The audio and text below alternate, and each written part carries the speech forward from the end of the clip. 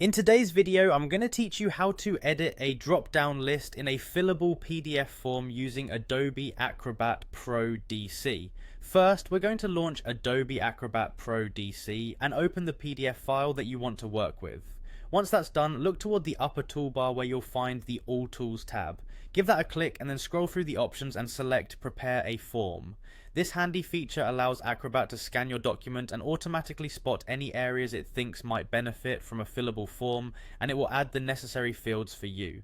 Now, Acrobat has detected the form fields, and you'll want to click directly on the drop-down list that you want to edit within your PDF. Once you have selected the drop-down, right-click on this field, and from the context menu that appears, select Properties. This is where you'll make the magic happen.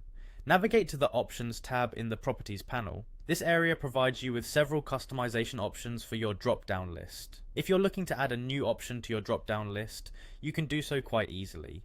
Just type the desired text you want to appear in the Item field, and then click the Add button. There's no limit, so you can continue adding as many options as you need to completely customize your drop-down list. Suppose there are options currently in the list that you realize aren't necessary. You can swiftly remove them by selecting the unwanted option from the item list and clicking the delete button. This cleans up your drop-down and ensures only the relevant choices are presented. Further customization possibilities are available under the Options tab. You might see checkboxes for options like Sort Items, which will automatically arrange your list in alphabetical order, or allow user to enter custom text, which permits users to type a unique entry not present in the drop-down. Once you're satisfied with all the changes to your drop-down list, go ahead and click on Close to exit the Properties panel. Now you'll want to give your updates a test. At the bottom left of your screen, click on the Preview button. This enables you to see the PDF as a form user would, allowing you to test out the updated drop-down list and ensure everything is functioning as expected.